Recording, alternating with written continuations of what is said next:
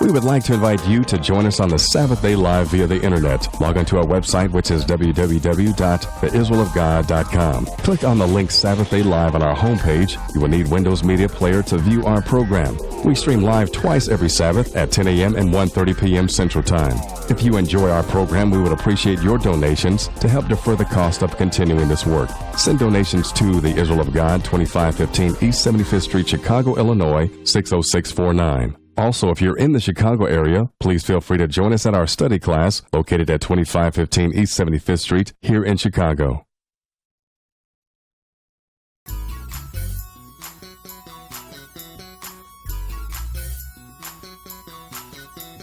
I've been looking, searching, trying to find the right way to walk. Stay beside me, guide me, to try me. I wanna walk in your light. I've been looking, searching, trying to find the right way to walk. the Lord is my light, my salvation. Whom shall I fear? The Lord is the strength of my life.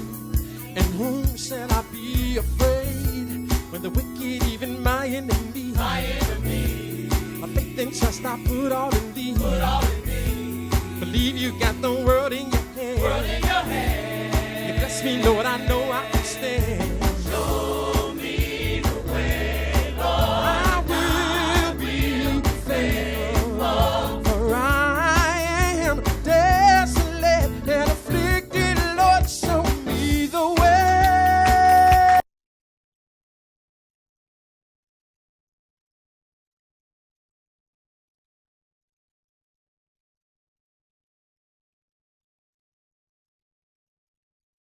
That it's up. So I'm going to say to the internet, I'm glad that I have you. And as always, I'm glad to stand before you on the Sabbath day. But today we're going to deal with the lesson Armageddon. Armageddon. Because this is preparing to come down, sisters and brothers, and nobody is paying attention. Everybody is getting their house in order. Western Europe got their house in order. They have the 10 nations that the Bible told you in Revelation 13, 17, and Daniel's the 2nd chapter that was going to be in charge. They are already in charge. Russia is getting her house in order. Russia and Iran, which are the Medes and the Persians, are operating as hand in gloves now. And all of the West is wondering what's going on. If you have some understanding, you know what's going on. But what the world don't understand is that the Lord is going to bring some conditions on this world that ain't nobody ready for. And you're going to find out that Jesus, the one that they done made all cuddly and soft, is going to kill a whole lot of people, sisters and brothers. Someone said right now, if you squeamish and don't like blood, maybe you should get up and leave. Because we're going to get into this thing. We start this in Jeremiah 25th chapter. Jeremiah 25. You know, sometimes people say, well, we don't want to read the Old Testament because it's too bloody. The things that the Old Testament is talking about is in the future. So what's going to happen when that bloody future get to you? And I want you to understand, sisters and brothers, that this God that's going to be doing all of this killing is not the Father. Because the Lord is upset at the world, and he knew he was going to be upset, so he prophesied what he was going to do. But we're going to look at it, and we're going to examine this thing. Because that's why we ask you to bring your own Bible, or get a Bible, pencil and paper, because this is for you. Get upset about it? I don't care. I've been upsetting people all my life. We're going to start at Jeremiah 25th chapter and verse 1. Okay, read it. The word that came to Jeremiah concerning all the people of Judah in the 4th year of Jehoiakim, the son of Josiah, king of Judah. That was the 1st year of Nebuchadnezzar, king of Babylon. Skip down to verse 3 and go ahead. From the 13th year of Josiah, the son of Ammon, king of Judah, even until this day, that is the 23rd year, the word of the Lord have come unto me, and I have spoken it to you, rising early and speaking. but ye have not hearkened. He said, now from the time of this king, I've been coming to you rising early in the morning, telling you to hear what thus said the Lord, but you have not listened. Go ahead and read. And the Lord hath sent to you all his servants the prophets, rising early and sending them. Go ahead. Ye have not hearkened, nor incline your ear to hear. So this is a problem that Israel has always had. We always had a hearing problem. Being that we the priests, if we don't hear, then everybody else is uninformed because we the ones supposed to be teaching the world. That's why the world is messed up right now. That's why you never in a Sunday church going to hear the stuff that you're going to hear today. Now skip down to verse 8. Verse 8 and go ahead. Therefore thus said the Lord of hosts, because ye have not heard my words. Go ahead. Behold, I will send and take all the families of the north, said the Lord. Go ahead. Nebuchadnezzar, the king of Babylon, my servant, will bring them against this land and against the inhabitants thereof and against all these nations round about, and will utterly destroy them. Go ahead. And make them an astonishment and a hissing and perpetual desolation. And that's what the Lord did in Nebuchadnezzar. He brought him down and destroyed Jerusalem, destroyed all of the cities round about, sisters and brothers. Why? He said, because you would not listen to me. Right. And this is what the world is going to find out, that you don't listen to this guy, somebody is going to pay. So skip down to verse 11. Verse 11 and go ahead. And this whole land shall be a desolation and an astonishment. Go ahead. And these nations shall serve the king of Babylon 70 years. Now that's another lesson, but that's a prophetic year. But go ahead and read. And it shall come to pass, when 70 years are accomplished, that I will punish the king of Babylon and that nation, said the Lord, for their iniquity in the land of the Chaldeans, and will make it a perpetual desolation. And the Lord said, when this is over with, I'm going to punish it. The whole thing, sisters and brothers, Babylon, the old Babylon, was not destroyed by the hand of man. Old Babylon was inherited by the Medo-Persian Empire. Right. Even though we're going to show you Sennacherib did some damage to him, but the thing about it is that was a city. So now he said, I'm going to punish that nation. So now I want you to give a message to the rest of the people. Skip down to verse 15 and go ahead. Thus said the Lord God of Israel unto me, take the wine cup of this fury at my hand. Go ahead. And cause all the nations to whom I send thee to drink it. He said, I want you to take the wine of the cup of fury at my hand and cause all the nations I send you to drink it. Go ahead and read. And they shall drink and be moved and be mad. Go ahead. The sword that I was send among them. Then took I the cup at the Lord's hand and made all the nations to drink unto whom the Lord had sent me. He said, now, I'm going to send you to all nations. We're going to find out that nobody is going to escape this, sisters and brothers. What verse was that? That was in 17. Skip down to verse 26 and go ahead. And all the kings of the north, far and near, one with another, and all the kingdoms of the world which are upon the face of the earth, and the king of Shishak shall drink after them. See, this is the cup of his fury, because God's going to take this world down. People don't understand nothing about what's going to happen here. They wait for somebody to steal them off the earth. No, God said, hey, I made this earth, and I'm going to inhabit it, and I'm going to come, and I'm going to take it down. And we're going to read it. We're going to read that today. Yes,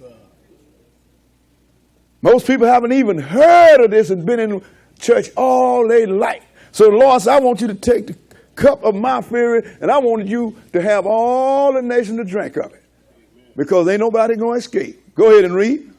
Therefore thou shalt say unto them, thus said the Lord of hosts, the God of Israel. Go ahead. Drink ye and be drunken, and spew and fall and rise no more. Go ahead. Because of the sword which I will send among you. He said, because I'm going to do this. These words, God said, I'm going to deal with you. Go ahead and read. And it shall be, if they refuse to take the cup of thine hand and drink, then shalt thou say unto them, thus said the Lord of hosts, go ahead. You shall certainly drink. Why is that? Go ahead and read. For lo, I began to bring evil on the city which I called by my name. He said, look, you're going to certainly drink, because look, I began to bring evil on Israel. This is his own people. Go ahead and read. And should ye be utterly unpunished?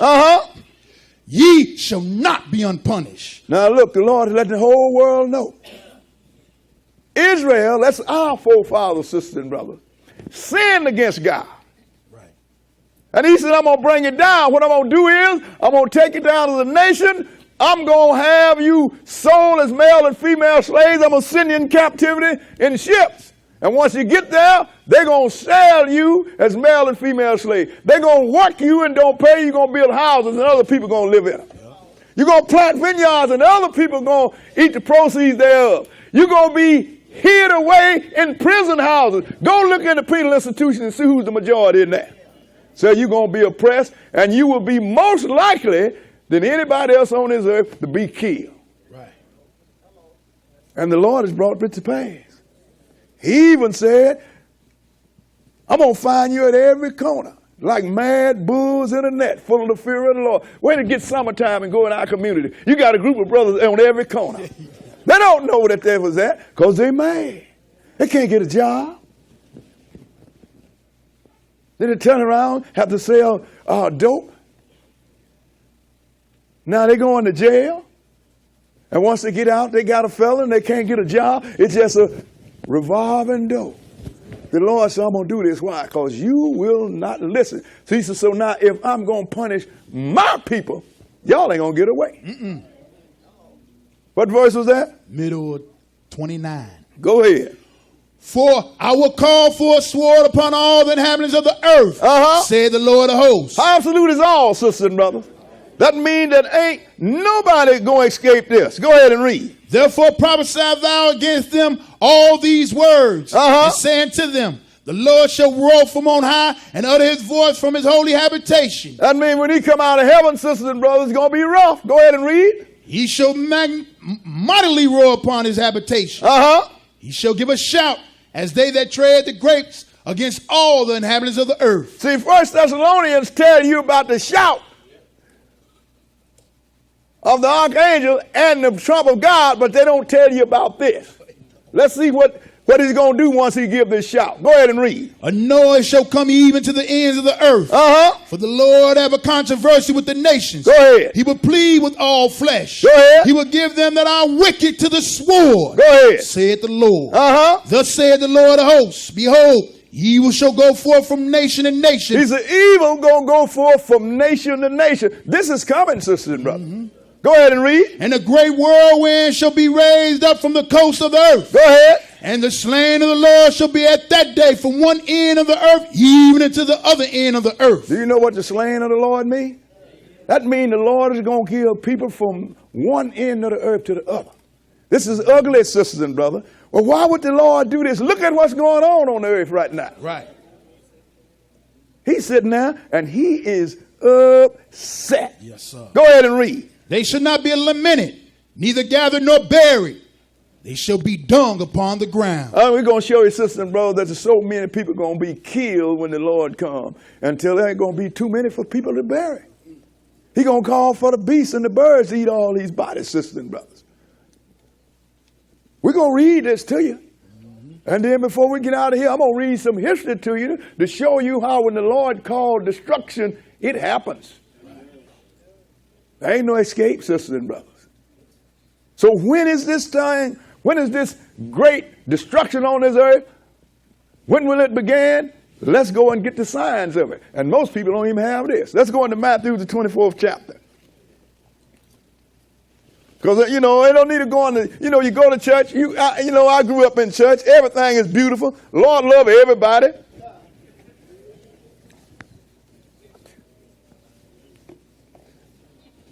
You know, and it don't matter. You don't have to keep the law. The Lord gave you a law that he didn't want you to keep.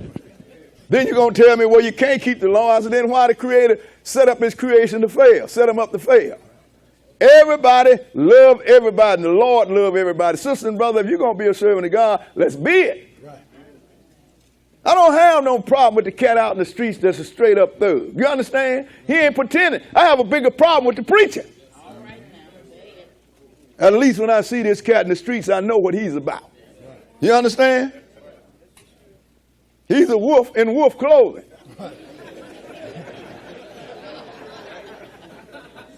So I ain't got no problem recognizing him.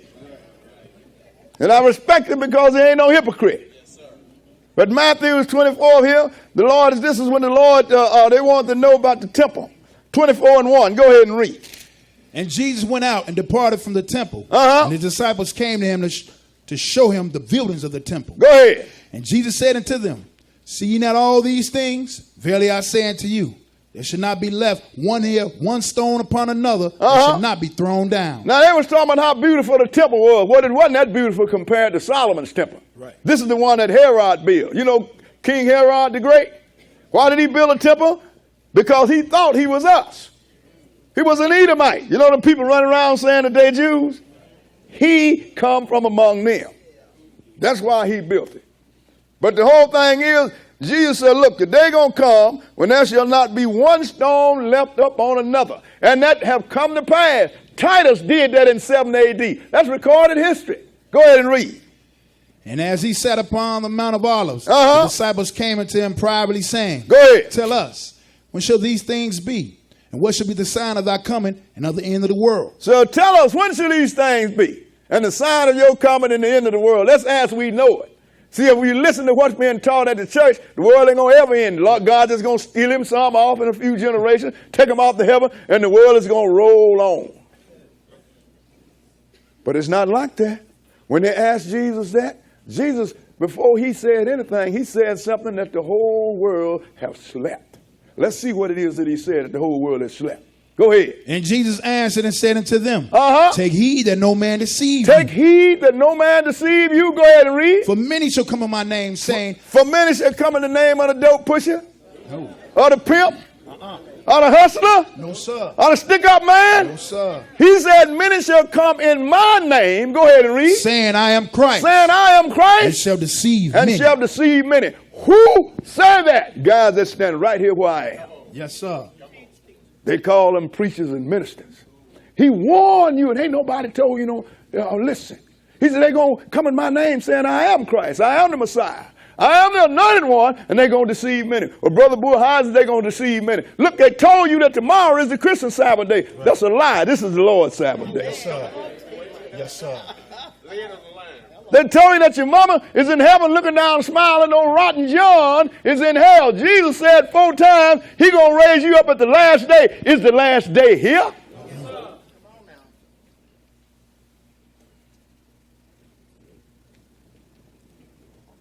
They tell you don't have to keep the law. Jesus nailed it to the cross. They so dumb that they don't understand that you can't have sin without the law.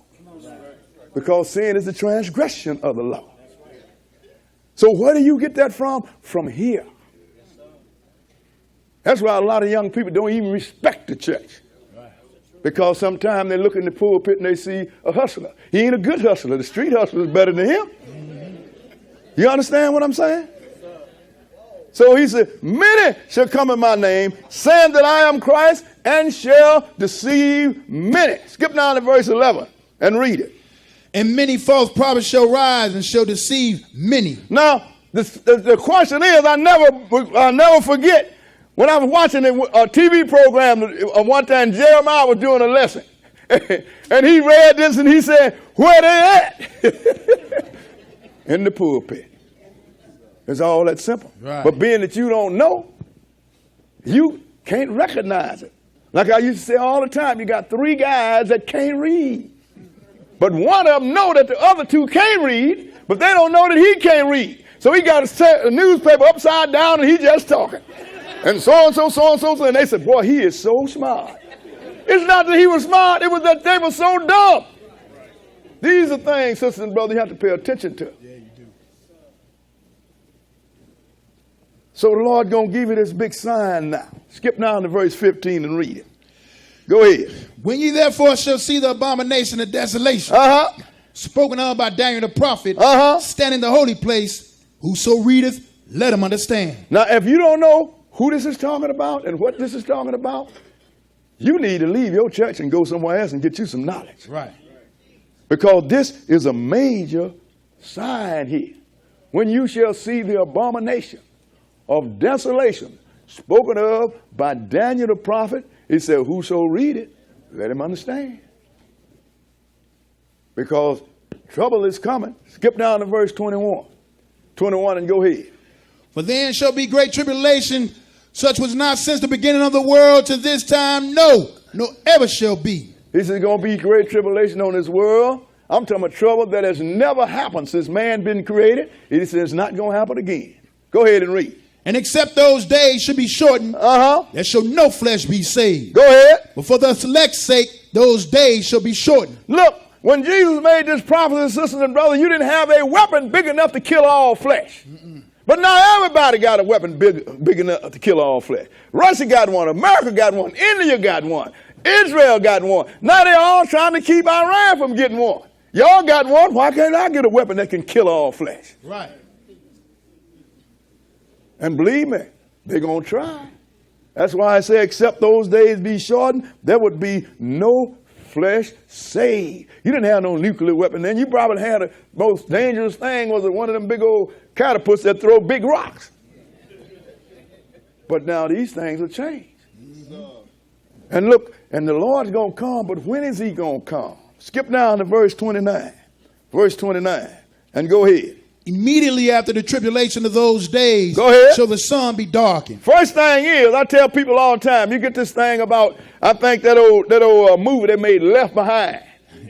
Cars driving, people disappearing, people disappearing out of the living rooms and everywhere else.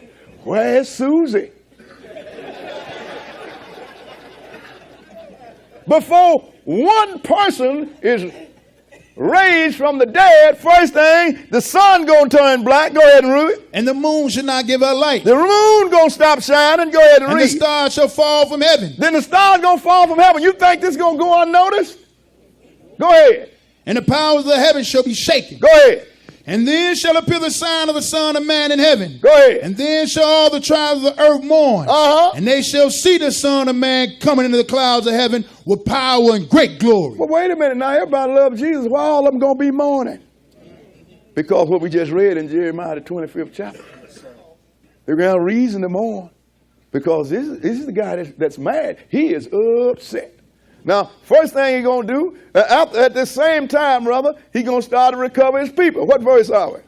31. And he shall send his angels with the great sound of a trumpet. Go ahead. And they shall gather together his elect from the four winds, from one end of the heaven to the other. And let us know that nobody, Israel as a people, are not going to be taken back to the land until Jesus comes.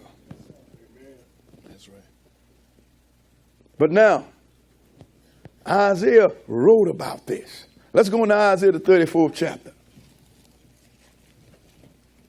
I just want to let you know, sisters and brothers, it's great. It's some ugly stuff prophesied to come up on this earth. And I think it would behoove you to find out about them and then find out what you have to do to escape. Because the Lord gave you an escape route. Yes, sir. But if you don't have no knowledge, you can't do nothing.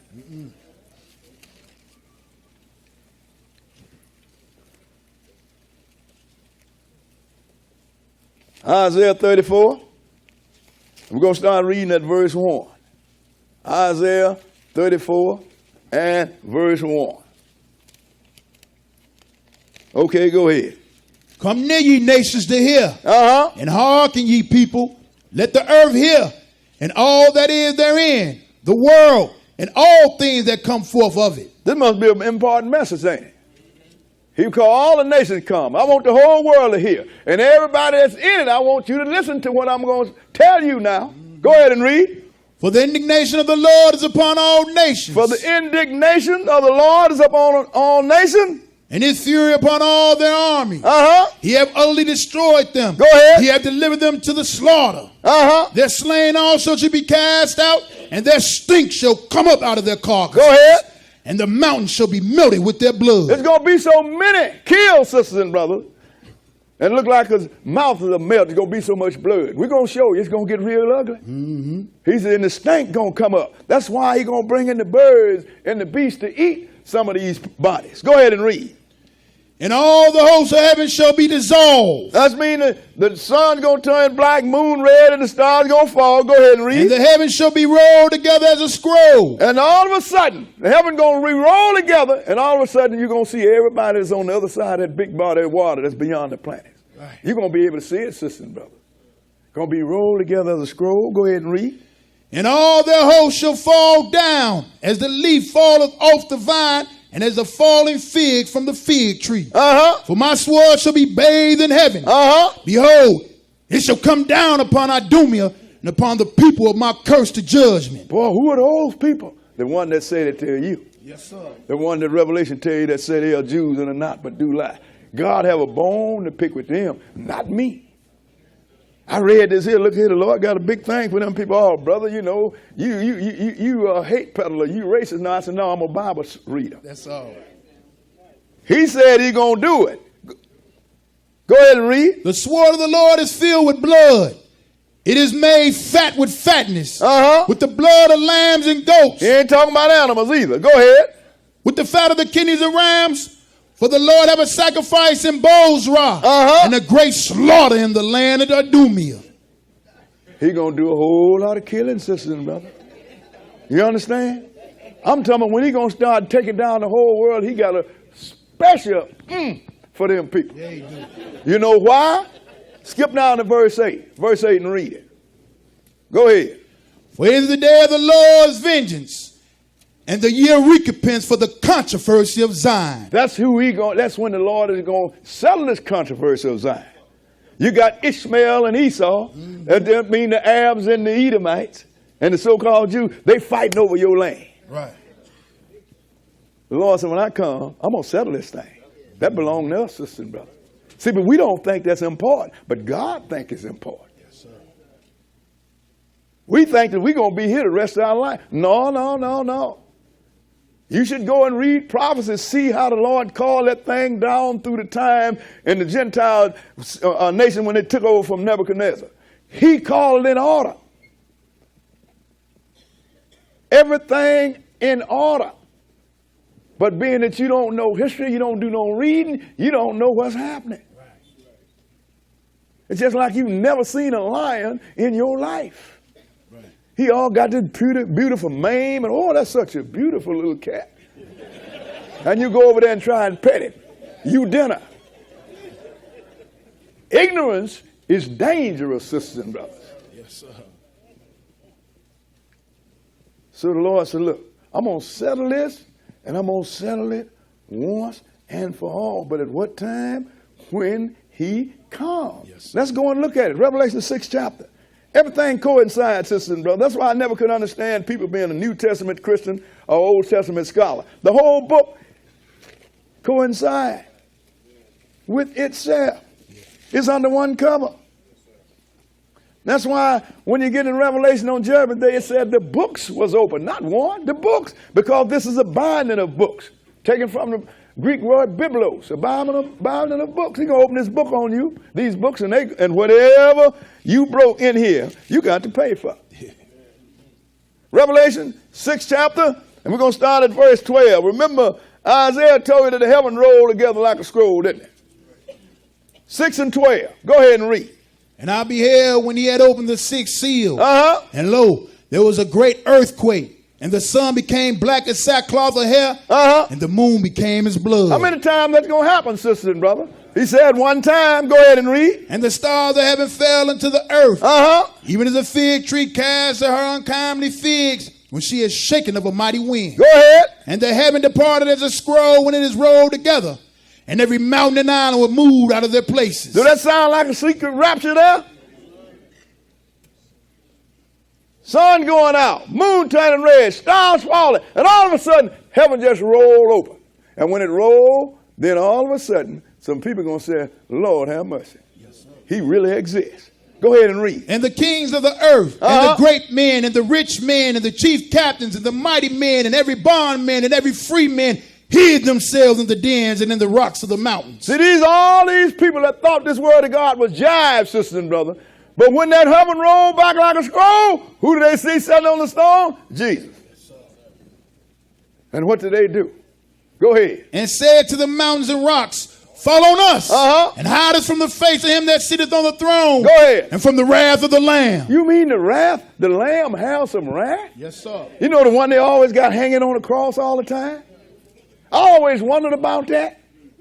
You get these people look like they got Jesus on the cross. They're not serving him. They're parading. Look here, we killed your God. Right. But they didn't know his death is supposed to be temporary because God don't deal with death. This is the bad part, sisters and brothers. If you don't have no understanding, you're in trouble because everybody that's ever died is going to come up out that grave. Yes, sir. The problem is, where you going? Because he said, I'm the God of Abraham, Isaac, and Jacob. I'm the God of the living, not the God of the dead. Yes, sir. Better find out what he means. So all of them said, hide us from the face of the Lamb, wrath of the Lamb. Go ahead and read. For the great day of his wrath is come, and who shall be able to stand? Nobody, sister and brother. Because we just read this, and we're going to read more. This guy going to kill people. I tell people all the time, I said, Jesus is an extremely dangerous individual. Yes, sir. Ain't nobody paid no attention to this guy. This guy got upset with the whole world and drowned everybody but 8 people. That's a dangerous person, ain't it? Yeah. Destroyed Sodom and Gomorrah and all the little cities around it. Dangerous person. Yes, sir. Almost destroyed the tribe of Benjamin because they were protecting homosexuals. Dangerous person. All of a sudden, he loved all that. I see why he didn't cause all this damage. But before the Lord comes, sister and brother, do all this, he had to come and give his servants that would serve him a chance to regain immortality on the right side of the kingdom. He had to come and die for that. Let's go into Hebrews, the 10th chapter. Before all this destruction came, he fixed it so his servant can be saved. The Lord always fixed it so his servant could be saved. That's right. And he put it out there, and he said, look here, you still a free agent? You can take it or leave it. That's what I tell people all the time. You can take it or leave it. I be out there on the fence. I talk to everybody. I don't be out there preaching to everybody. But if somebody call and want to ask me a question out of the book, I will answer. But if they don't want to answer, no, I won't talk about football, no problem. Want to talk about how you threw down last night? I ain't got no problem with that.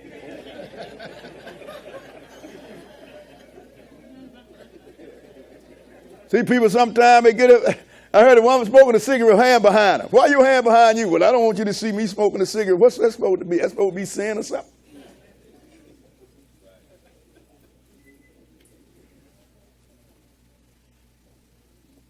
You're a free agent. You do what you want to do. I ain't got no problem with cigarette smoking. I used to smoke them. I ain't got no problem with drinking. I got a basement full of Jack Daniels. I could probably set up a liquor store. The book just tell you not to try to get mastery over strong drink.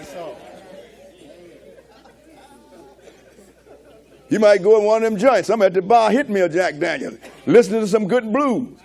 Well, you know, brother, brother, he's in the. I say, hey, I'm drinking me some whiskey, listening to some good music. I ain't laying my hand on a woman that I shouldn't do. That's when you violate, sister and brother. People don't understand. You done took all the good stuff away from the service of God, and you ain't got nothing good, so you keep looking across over the fence at Satan's service. They're over there throwing down, they shaking it up, shaking down, drinking good whiskey, eating good food. I can't do none of that. All of a sudden, well, I'm going to sneak around. Ain't nobody going to pay no attention. But because the Lord made you a free agent. And when your fathers took away your chance for immortality, he gave it back. Hebrews, the 10th chapter and verse 1. 10 and 1. Go ahead and read. For the law having a shadow of good things to come, and not the very image of the things. Go ahead. Can never with those sacrifices which they offered year by year continually make the comers thereunto perfect. Now, it's this law, what we're talking about, the law of animal sacrifice. When he said could never make the comers thereunto perfect, the word perfect is when you become God, sister and brother. People in church all their life don't know that God is creating God. So only one that can be perfect is God. Even when Jesus here, the man called him and said, good master. He said, why callest thou me good? Right. Ain't but one good, and that is the Father. He wasn't God then, he was man. You understand what I'm saying? So he said the blood of bulls and goats could never, that these animal sacrifice could never make the comers thereof perfect. Why is that? Skip down to verse 4. Verse 4 and go ahead. For it is not possible that the blood of bulls and of goats should take away sin. Because it's not possible that the blood of bulls and goats can take away sin. This is what people don't understand. The wages of sin is death. Every time somebody commits sin, something got to die. So being that God didn't want to kill his whole creation, he replaced man with the animals. But that wasn't going to deliver you.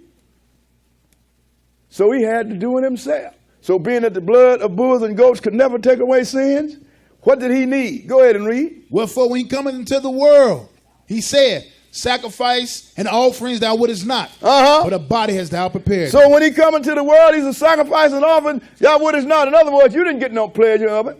So what do? You prepared me a body. God prepared a body. The Father prepared a body. Jesus took it over. The angel came and planted it in this woman, and he went his full 9 months. And we born into man's family. Yes, sir. Just like you born into man's family. And for you to get into God's family, you got to be born into it. That's why the term really means born again. Why? Because you've been born once. It don't mean when you have a change of mind. You be born again a whole lot of times. Because every time things get rough, you're going to commit sin. Now you just died. Now you got to be reborn. So he said, look, a body thou hast prepared me. So he gave that body to this angel. The angel put it into this woman. She went her full 9 months the way man is. She had Jesus. He got grown. And then when he got to the point, he did his ministry. But then he did what he came to do. He came to be a sin offering. It tells you in Hebrews, the 2nd chapter, that Jesus was made a little lower than the angels for the suffering of death. So what did he need this body for? Let's read it. Skip down to verse 10. Verse 10 and go ahead. By the which will we are sanctified through the offering of the body of Jesus Christ once for all. See, now we are sanctified. We are set apart, sisters and brothers. Those that want to deal with it, with the offering of the body of Jesus Christ once and for all. He came and he paid our bail. Right. He, with his own blood, bought us out of eternal death. Go ahead and read. And every priest standeth daily, ministering and offering oftentimes the same sacrifices which can never take away sin. Go ahead. But this man, after he had offered one sacrifice for sin forever, sat down on the right hand of God. Now look, so these priests that kill these animals and offer them every day, they could never take away sin. But Jesus, when he came and he made one offering for sin, and then he sat down at the right hand of God. He went on back to heaven. Doing what? Go ahead and read. From henceforth, expecting till his enemies be made his footstool. So he went on back now, and he is waiting even now till his enemies be made his footstool. Yes, sir. Why is that? Because the Lord told him that. Let's go and look at it. Let's go to the 110th chapter Psalm. Psalm 110. Everybody running around and lying on the Lord. He came and he did what he had to do. He got you out from under death sentence. That's if you want to come out from under. So he went on back to heaven, and he's sitting at the right hand of the Father. He went back, but you ain't going there.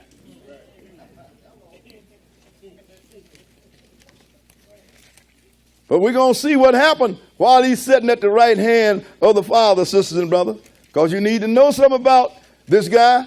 I keep telling people, you better stop making a powder puff out of Jesus, or he's going to make a pile of powder out of you, because he said he's going to ground you to powder. That is written. 110 and 1. Psalm 110 and 1. So we're going to see why Jesus went on back to heaven, sitting down at the right hand of the Father, expecting his enemy to be made his footstool. Read it. The Lord said unto my Lord. The Father said unto Jesus, go ahead and read. Sit thou on my right hand until I make thine enemies thy footstool. Now this prophecy meant after he have came and died. Sit thou at my right hand. That's why I read Hebrews the 10th chapter first, to let you know that this, what we was reading now, was prophesied to what he is going to do. Right. So he's done this part. Sit thou at my right hand until I make thine enemy thy footstool. Go ahead and read. The Lord shall send the rod of thy strength out of Zion. Rule thou in the midst of thine enemies. He said he's going to send the rod of thy strength. In other words, he's going to come up off that throne sooner or later. And he said, rule thou in the midst of thine enemy. Yes, let me show you what he's going to do now. Skip down to verse 5. Verse 5. And read it. The Lord at thy right hand shall strike through kings in the day of his wrath. That's Jesus at the right hand of the Father. He's going to strike through kings in the day of his wrath. Go ahead and read. He shall judge among the heathen. He shall judge among the heathen. He shall fill the places with the dead bodies. He's going to fill the places with the dead bodies. Go ahead. He shall wound the heads over many countries. Look, sisters and brothers, don't nobody know that about Jesus. That's why I said the dead of the Lord is going to be from one end of the earth to the other. He's going to fill the places with dead bodies. Yeah. Oh, Brother Buie, not sweet Jesus. You have woefully been uninformed. Right. Yeah. It's all that simple, sisters and brothers. Somebody stroke you for money. And you are paying so they can give you a soft path to the lake of fire. Right. That's where you're going. But look, sisters and brothers, but before he do all of that, he gonna mark he gonna put a mark up on his servant, because when the Lord get to killing, he gonna do some big time killing. Let's go into Revelation 7th chapter and look at it. Revelation chapter 7. But nobody reads the Bible, sisters and brothers. And you got a lot of ministers, a lot of religion just simply will not read Revelation.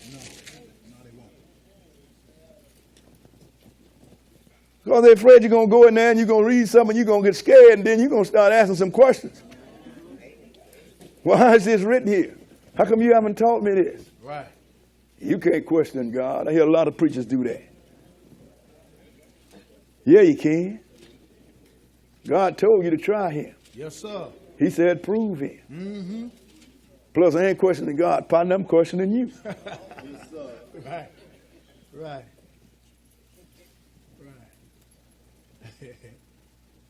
Revelation 7:1. Go ahead and read.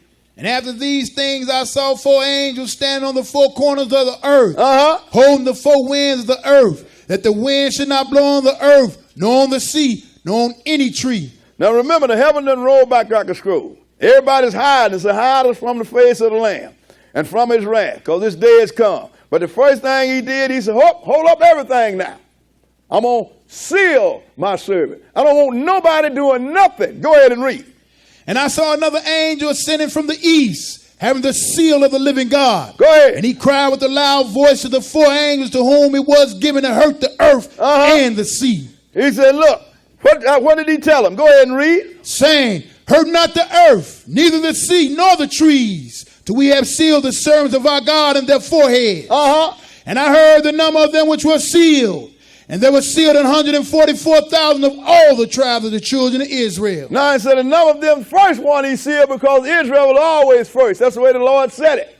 144,000. And you know, people are running around and say, well, this is the hierarchy of our religion. Somebody call themselves Jehovah something.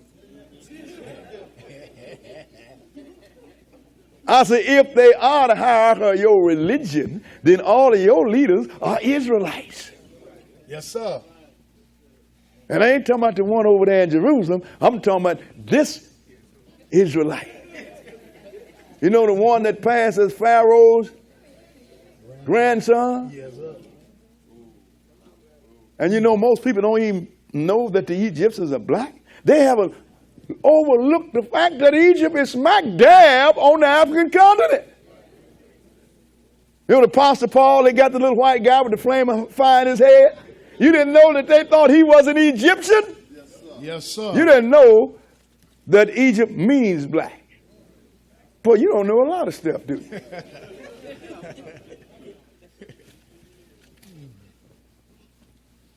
So, first 144,000, these are people that are in the immediate area where the beast and the false prophet is going to be, sisters and brothers. Right. But then he sealed another number. Skip down to verse 9 and read it. After this I beheld, and lo, a great multitude, which no man could number, of all nations and kindreds and people and tongues, stood before the throne and before the Lamb, clothed with white robes and palms in their hands. Now these are people from where? Out of every kindred, tongue, and nation. Because everybody that get this thing right, it's going to be right. Yes, sir. See, some of my Hebrew brothers have issue with other people, because what they've done to us, if you had read 28th chapter of Deuteronomy, you would have known that God did it to you. Right. He told you, I'm going to do this if you don't obey me. Right. He offered you the top position on the world, or he offered you the toilet bowl. You chose the toilet bowl. Yeah. We chose it. It wasn't forced up on us. You understand? Yes, sir. So he said, There was a number sealed. So when the Lord got through sealing his servant, now he's getting ready to work. Let's go into Revelation the 8th chapter. Revelation the 8th chapter. Start at verse 1, 8 and 1. Go ahead. And when he had opened the seventh seal, there was silence in heaven about the space of half an hour. Go ahead. And I saw the seven angels which stood before God, and to them were given seven trumpets. Now he's given seven trumpets, and every time these trumpets blow, sisters and brothers, something happened. Skip down to verse 6 and go ahead. And the seven angels which had the seven trumpets prepared themselves to sound. Go ahead. The first angel sounded, and there followed hail and fire mingled with blood, and they were cast upon the earth, and the third part of the trees were burnt up, and all green grass was burnt up. And this is going to happen, sisters and brothers. We're going to deal with the last three, though. We ain't going to deal with all of this. We'll have you here all day. Skip down to verse 12 and go ahead. And the four angels sounded, and the third part of the sun was smitten. And the fourth angel sounded, and the third part of the sun was smitten. Go ahead and read. And the third part of the moon. Uh-huh. And the third part of the stars. Go ahead. So as the third part of them was darkened, and the day shone not for a third part of it, and the night likewise. Go ahead. And I beheld and heard an angel flying through the midst of heaven, saying with a loud voice, Woe, woe, woe, to the inhabitants of the earth, by reason of the other voices of the trumpet of the three angels, which are yet to sound. I wonder what this cat had for breakfast.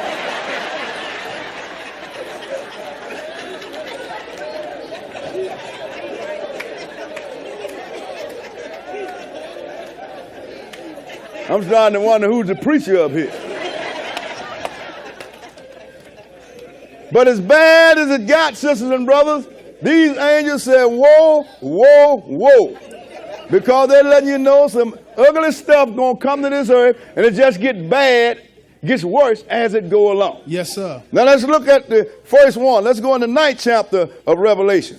9th chapter of Revelation. Go ahead. Verse 1, 9 and 1. Go ahead. And the fifth angel sounded, and I saw a star fall from heaven into the earth, and to him was given a key of the bottomless pit.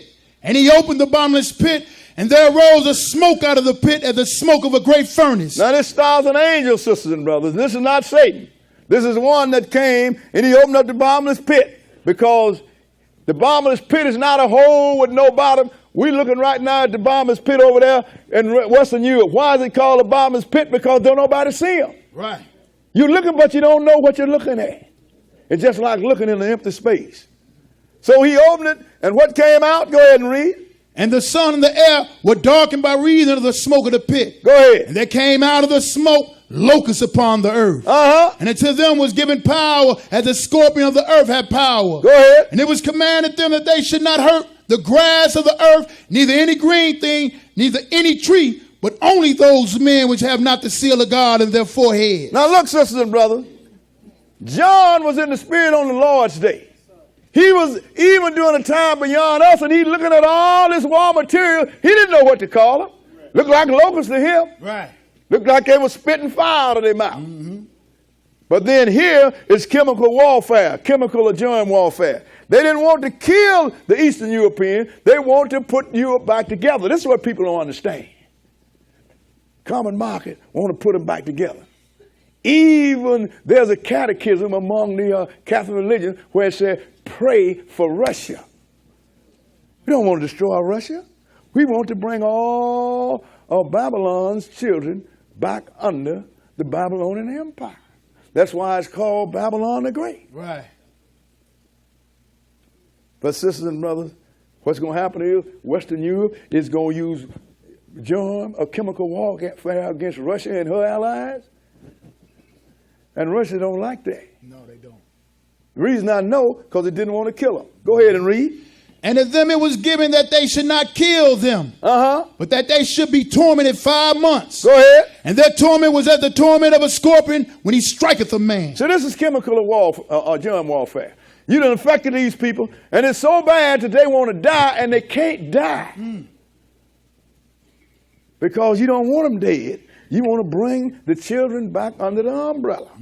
Go ahead and read. And in those days shall men seek death, and shall not find it. Go ahead. And shall desire to die, and death shall flee from them. That has to be some real suffering, ain't it? Man.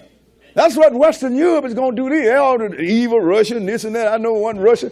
You know what I mean? Russia might be evil. But one thing I like about Russia, No sodomites. That's right. In case you don't know what a sodomite is, that's a homosexual. That's right. For a person that's supposed to be an atheist nation, they closer to God than we are. So he's going to say, look, they're going to seek death, and they ain't going to be able to find it, sisters and brothers. Skip down to verse 8. Verse 11, rather. Verse 11, go ahead. And they had a king over them, which is the angel of the bottomless pit. Now, this is the one that was in the angel of the bottomless pit. This is the one that's going to be locked up when the Lord comes. Go ahead and read. Whose name in the Hebrew tongue is Abaddon. But in the Greek tongue his name Apollyon. Abaddon and Apollyon both mean destroyer, sisters and brothers. Because that's what Satan is, a destroyer. He slew the whole creation in the Garden of Eden.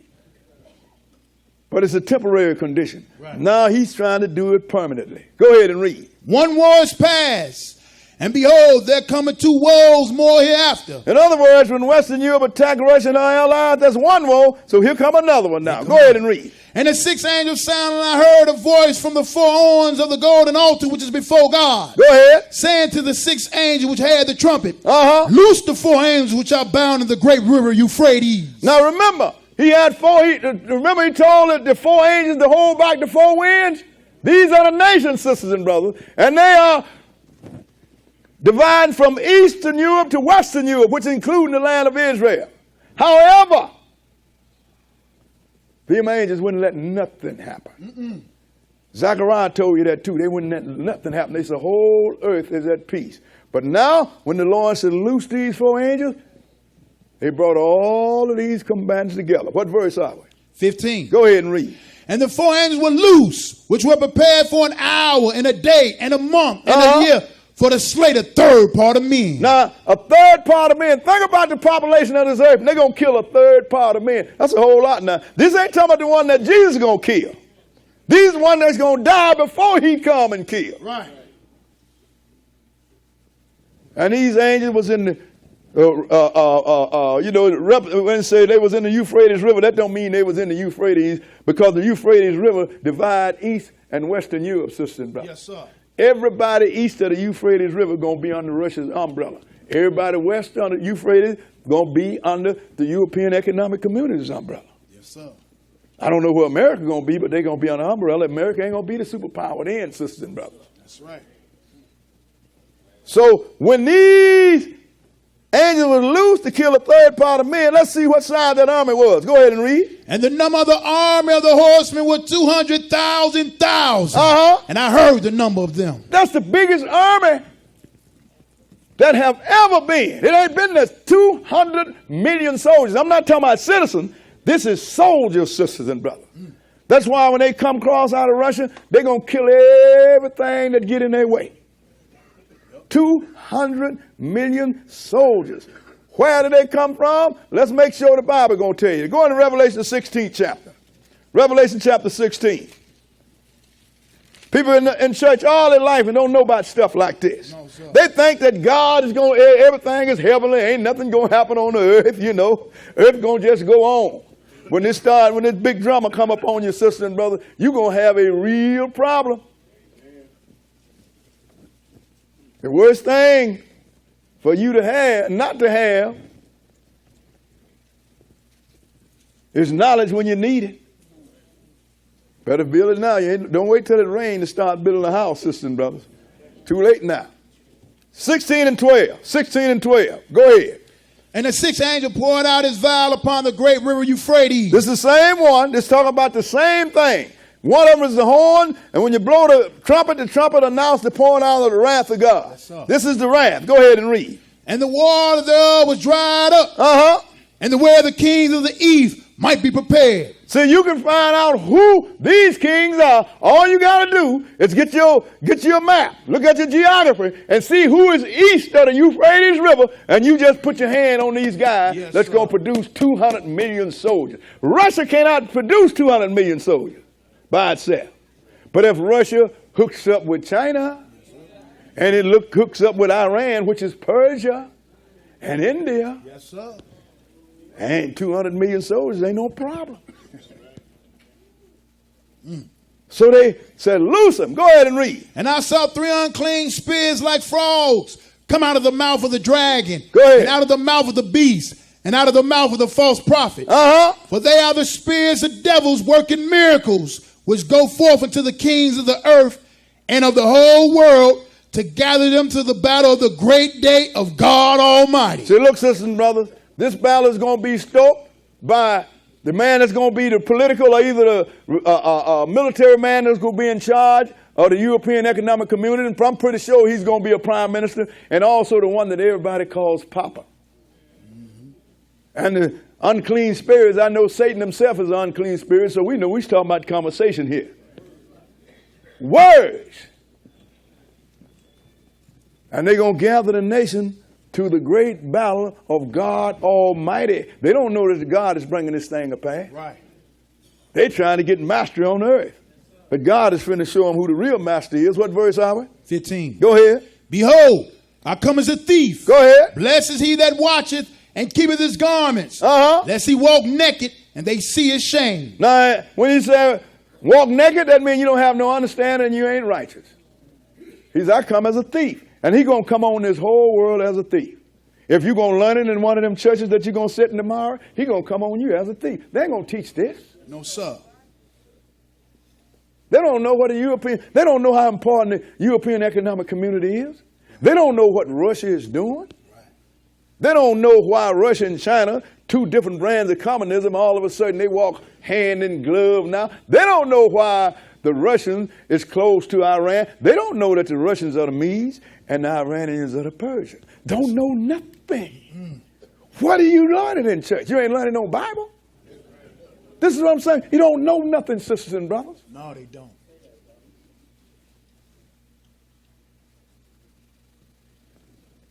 Go ahead and read.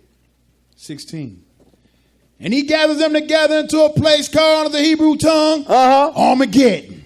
Now, and he gathered them into a place called in the Hebrew tongue Armageddon. That's called the mountain of Megiddo. That's called, and that is called also the place of truth. That's where the Lord have all them big battles in. If you go back and check, that's going to decide which direction this earth is going to go in.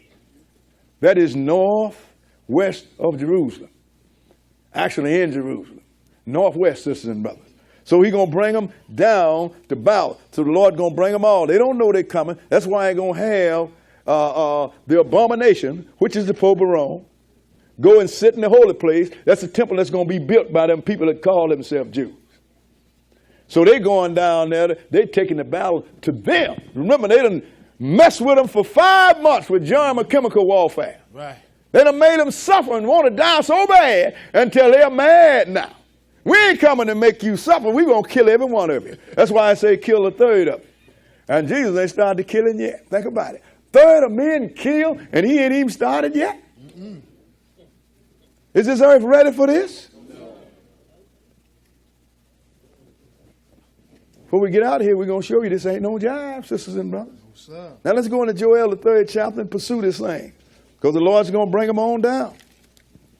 Joel chapter 3.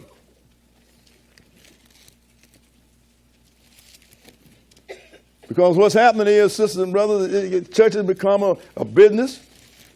It's become a big social club. And it's become a status symbol. Who is who? That's why brothers and sisters ask me, well, what should I wear when you come to church? Well, sister, you got to wear something on your head and put a dress on. Brother, what should I wear? Blue jeans, sweatshirt, what, just don't put no shorts on, and make sure that you're clean so you won't stink nobody out. Otherwise, I don't care what you wear. If you didn't hit too much of that pluck before you came, get your mouth full of mints and come on. Because it's not about dress. It's not about fashion. It's about knowledge. You understand? It's about knowledge. That's what it's all about. I had to get away from all this pomp and all this kind of stuff. You know, you are a nice boy if you're clean shaven and everything. I wonder what they thought about Jesus with all that hair all over his face. Think about what I'm saying, sisters and brothers. Joel chapter 3, and we're going to start reading at verse 1. Joel chapter 3 and verse 1. Okay, go ahead.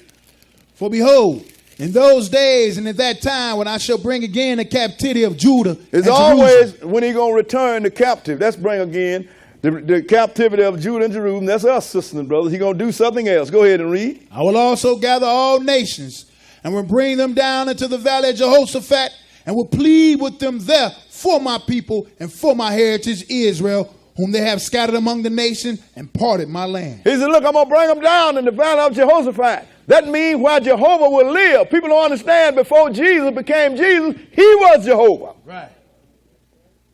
So that's why Jehovah will judge. I'm going to do it for my people's sake, whom they have cast them, sold them, scattered among the nations, and parted my land. Read just a little more of this. Go ahead. Okay. And they have cast lots for my people. And they have bidded for my people. Go ahead and read. And have given a boy for an harlot. Given a boy for a lady of the night. Go ahead. And sold a girl for wine that they might drink. In other words, you was a medium of exchange. That ain't happened to nobody but us in this whole planet, sister and brother. This is what people don't understand. It's just like I ask brothers sometimes. I said, well, you know, I'm a Hebrew Israelite. Oh, brother, you know, what makes you a Hebrew Israelite? The Bible said that I'm going to go into slavery. Look around you. Look in this whole hemisphere. Who are the only people in this entire America's hemisphere that was brought here as slaves? Then you just put your hand on Israel. But he said, I'm going to bring them all down. And I'm going to plead with them. And the Lord don't mean plead. He means I'm going to hurt these people for what they've done to my people. Right. Skip down to verse 9. Verse 9 and go ahead. Proclaim ye this among the Gentiles. I want you to proclaim among the Gentiles. Who are the Gentiles? These are the white folks, sisters and brothers. Go ahead and read. Prepare war. Wake up the mighty men. Let all the men of war draw near. Let them come up. He said, prepare war. Ain't that what everybody doing now? Yep. Everybody's trying to get an arms race. Everybody's trying to get the big weapon. That's why all of them come together, because Iran want the big weapon too. Right. Why do he want this big weapon? Because the Lord said, I want you to tell all the Gentiles and all the nations, prepare war. Because you're going to need it. And we're going to show you they're going to need it. Go ahead and read. Beat your plowshares into swords. Get rid of your social programs. Make them weapons of destruction. Go ahead and read. And your pruning hooks into spears. Uh-huh. Let the weak say I am strong. Even if you don't have no strength, you can jump up and thump your chest. Because I want all of you to come down. Go ahead and read. Assemble yourselves and come, all ye heathen. Go ahead. And gather yourselves together round about. Go ahead. Thither cause thy mighty ones to come down, O Lord. He said, now when they get there, call your mighty ones to come down. We're going to look at how these mighty ones operate, sisters and brothers. Go ahead and read. Let the heathen be weakened and come up. Let the heathen be wakened and come up to the valley of Jehoshaphat. Go ahead. For there will I sit to judge all the heathen round about. He said, let them come on up, because that's where I'm going to meet them up. That's what judging. I'm going to judge them right there in the valley of Megiddo, which is also called the valley where Jehovah will judge, or the valley of Jehoshaphat. Bring them on down. Go ahead and read. Put ye in the sickle, for the harvest is ripe. Go ahead. Come, get you down, for the press is full, the fats overflow, for their wickedness is great. Now, we're going to come back here, sisters and brothers. Put your marker here. Because I want to let you see what the Lord mean when he said, put you in the sickle. Good. And we're going to let you know what he mean. The harvest is right. And the fat's going to flow. Let's go into Revelation the 14th chapter. But keep your marker here. We're coming back here. Revelation the 14th chapter. These things, sisters and brothers, don't nobody read. You think if you don't read, it ain't going to happen. I keep telling you about the ostrich that's running, being chased by a lion. He get tired. I'm going to hide from him. So he's going to stick his head in the ground. What you think that lion going to do to his body when he get there? His head can stay in the ground. So that's what we're doing. We're going to stick our head in the ground and we're going to escape. Ignorance is no escape route. Revelation 14, and we're going to start reading at verse 14. Revelation 14 and verse 14. Okay, go ahead. And I looked, and behold, a white cloud. And upon the cloud one sat like unto the Son of Man, having on his head a golden crown, and in his hand a sharp sickle. Now this is Jesus here, sisters and brothers. And in his hand a sharp sickle, but keep reading. Go ahead. And another angel came out of the temple, crying with a loud voice to him that sat on the cloud. Thrust in thy sickle and reap, for the time is come for thee to reap, for the harvest of the earth is ripe. He said, thrust in your sickle and reap, because it's time to reap now, because the harvest of the earth is ripe. Go ahead and read. And he that sat on the cloud thrust in his sickle on the earth. And the earth was reaped. And the earth was reaped. So now an angel also had a sickle, and he said, thrust it in. And the earth was reaped. Skip down to verse 19. Let's see what it's talking about here. Verse 19. Go ahead. And the angel thrust in his sickle into the earth. And gathered the vine of the earth, and cast it into the great winepress of the wrath of God. And he cast the vine press into the great wrath of God. And what happened? Go ahead and read. And the winepress was trodden without the city. Go ahead. And blood came out of the winepress. Wait a minute. Not grape juice? No, sir. Blood came out of the wine press. Go ahead and read. Even into the horse's bridle. By the space of 1,600 furlongs. How many miles is that?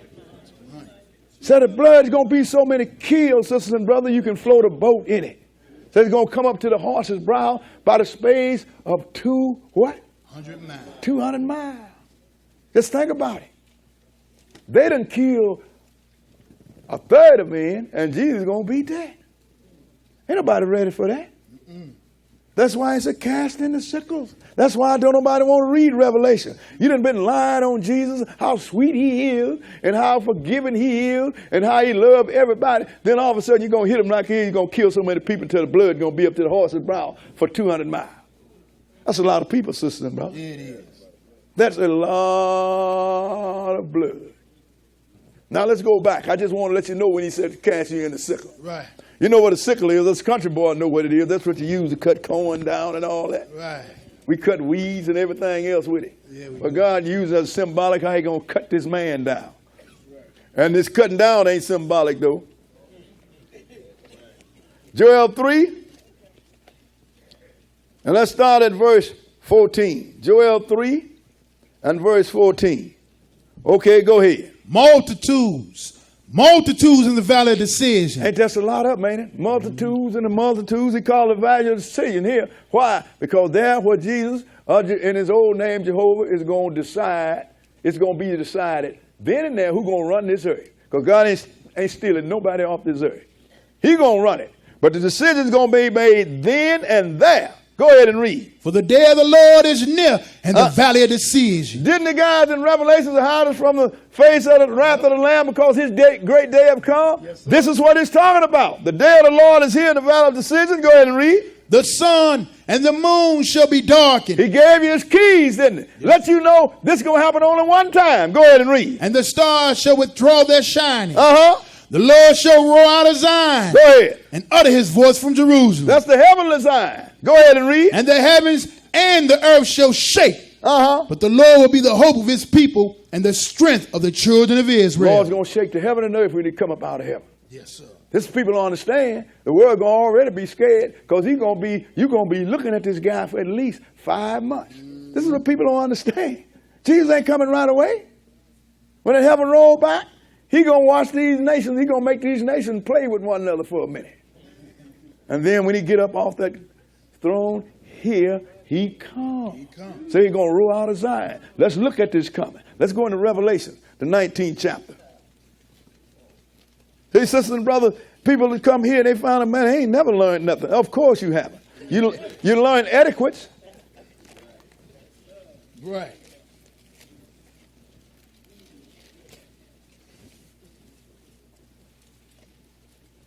I never forget, I went to this church when I was trying to find the Lord. I mean, I had to find the Lord a bust.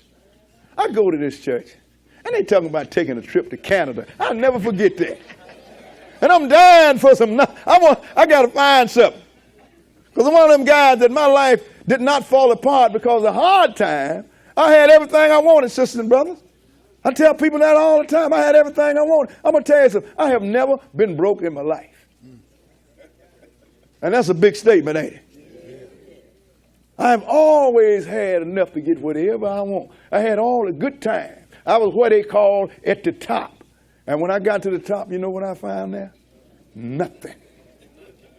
Long as you're striving for something, you have hope that you're going to really get a big prize at the end of your trip. But once you find that and find nothing, I mean, the air is gone. I had to find the Lord. I had to find something, sisters and brothers. It's just like in that identity pamphlet I wrote in there years ago. If I didn't find the Lord, I'd either be dead or in jail. Because I was frustrated. Not from hard time, from having everything that I wanted, but then it was nothing. That's when I found money ain't what it is. That's why I don't take no salary. I don't need none of that stuff. All I want to do is become God. I done had everything here. I done did everything. You understand what I'm saying? Right. You heard the old saying, been there, done that. That's me. And all I found out when I was there, like Solomon said, vanity, vanity, vanity. Nothing, nothing, nothing. That's why I don't hate to be nice when I talk about other preachers. What for? If you tell the truth, I'm going to applaud you. If you tell a lie, I'm going to call you out. Right. So let's look at this great war that Jesus is coming to take place. We're going to start at verse 11, 19 and 11. Verse 19 and 11.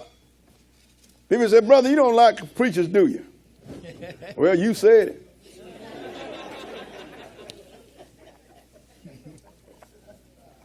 I don't like people that hurt people, sisters and brothers. No matter where I find you at. If you hurt somebody, and the biggest hurt you can cause somebody to get them cut off and get into the lake of fire forever. That's why a guy got mad at me because I told him his preacher was an undertaker. You understand? Verse 11, go ahead. Now here come the Lord. Verse 11, 19 and 11, go ahead. And I saw heaven open, and behold a white horse, and he that sat upon him was called Faithful and True. And in righteousness he doeth judge and make war. This is Jesus here. In righteousness he doeth judge and make war. Go ahead and read. His eyes were as the flame of fire. Go ahead. And on his head were many crowns. Go ahead. He had a name written that no man knew but he himself. Go ahead. And he was clothed with a vesture dipped in blood. And his name is called the Word of God. He is the spokesman. He's the only one we ever dealt with. He said, a vesture dipped in blood. Whose blood? The blood of man, sister and brother. Go ahead and read. And the armies which were in heaven followed him upon white horses. Go ahead. Clothed in fine linen, white and clean. Now, go ahead. And out of his mouth goeth a sharp sword, that with it he shall smite the nations. And he shall rule them with a rod of iron. And he treadeth the winepress of the fierceness and wrath of Almighty God. Now, we know what that means, don't we? That means he's going to kill him. I mean, he's going to be real ruthless, sisters and brothers.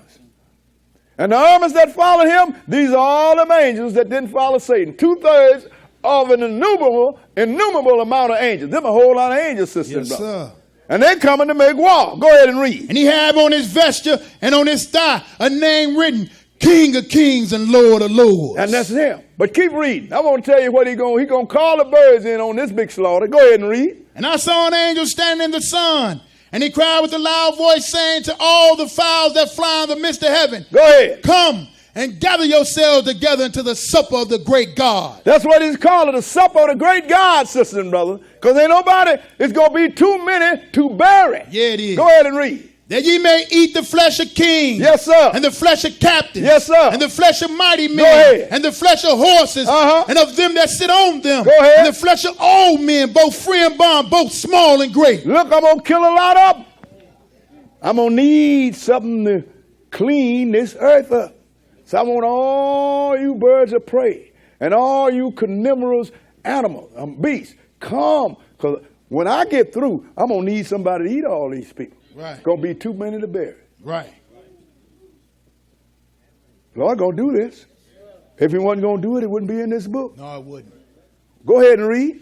And I saw the beasts and the kings of the earth. Pay attention to this now. I saw the beast. That's the man that's going to be running the European Economic Community. And the kings of the earth. That means all of them. Now, they coming together to fight one another. But when Jesus started to descent, they could say, wait a minute. Right. Let's put our differences apart. Let's fight this terror from the sky. They don't know it's Jesus because I can't believe nobody in their right mind is going to go up against Jesus. You understand? So they've been getting them all ready, telling the Martians are coming. Here come the Martians now. Right. Our whole planet is extinct now. Let's fight these Martians off, and then we can settle our differences later. Right. So he saw the beast and the kings of the earth. Go ahead and read. And their armies. And their armies. gathered together to make war against him that sat on the horse and against his army. Can you imagine? This man and all these armies going to come together and go fight against the Lord and against his armies? Go ahead and read. And the beast was taken, and with him the false prophet that wrought miracles before him, with which he deceived them that had received the mark of the beast, and them that worship his image. These both were cast alive into a lake of fire, burning with brimstone. So first thing he's going to do is going to get this religious man that everybody think he's the holiest man on the planet. You know, the one that just left America? He's going to get him, and he's going to get the political man or the prime minister of the European Economic Community. He's going to throw them in the lake of fire. They ain't going to die like everybody else. But they're going to be punished. And we're going to show you for how long. It's called forever. So once he put them in the lake of fire, what did he do with the rest of the army? Go ahead and read. And the remnant was slain with the sword of him that sat upon the horse, which sword proceeded out of his mouth. Look here, sisters and brothers. That means the sword of the Spirit is the word of God. He told them angels, kill them all. Yes, sir. And we're going to show you, he killed them all. Everybody in the army was killed, sisters and brothers. But the prophet Habakkuk saw this battle, and it scared him to death.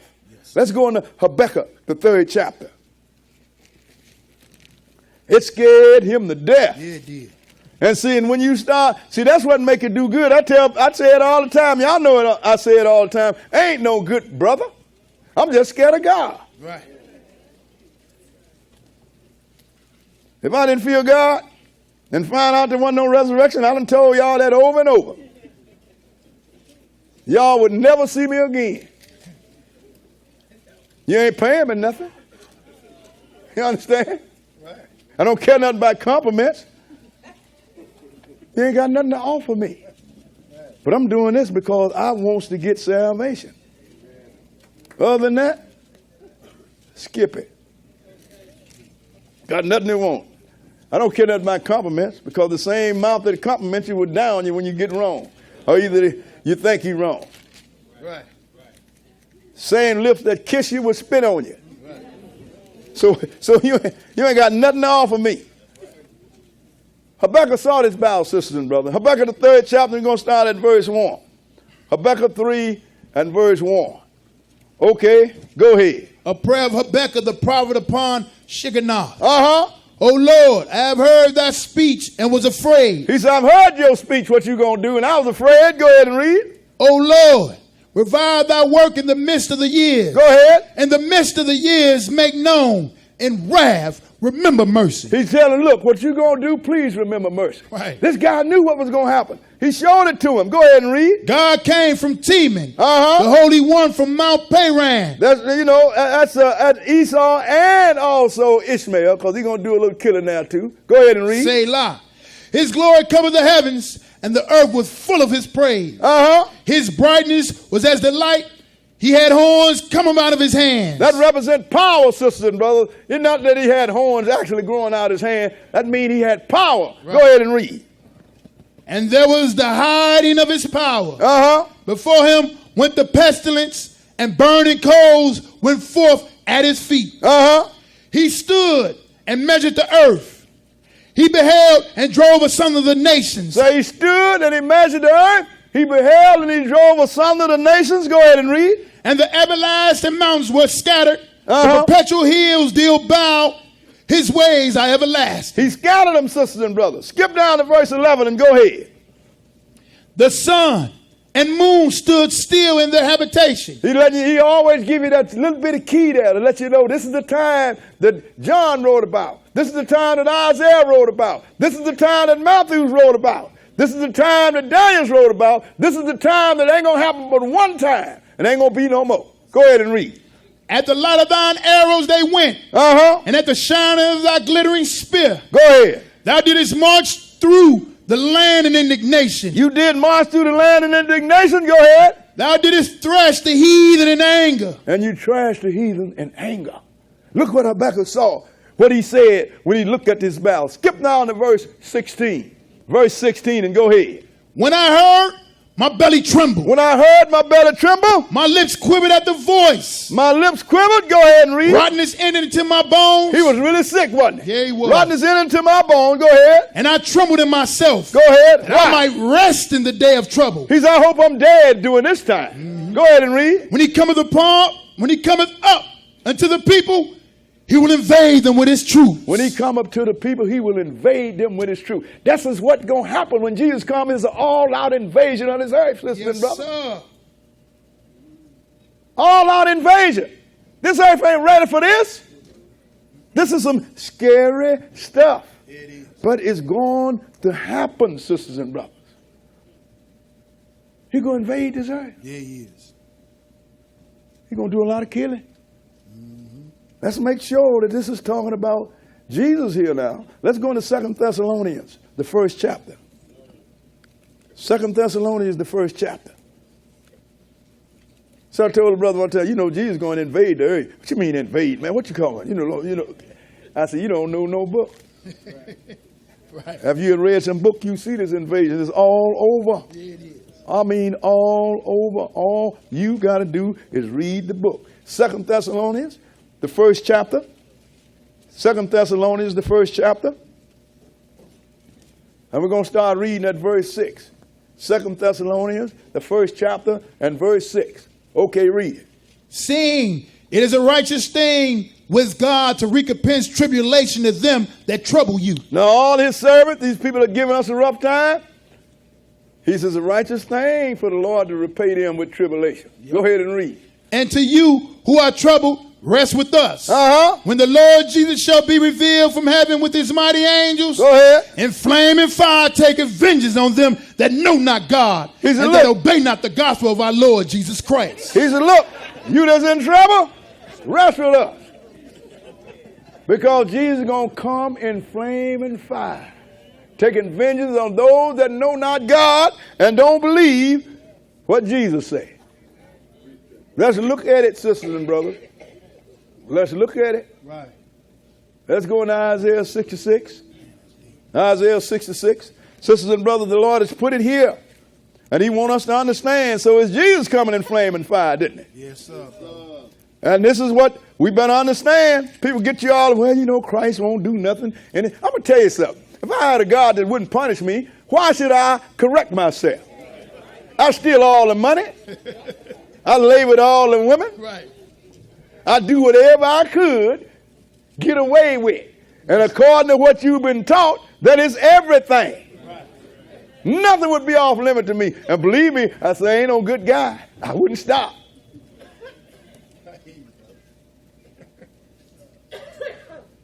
That's why you got a lot of people that still sinning against God and are not stopping, sisters and brothers. Right. Know why?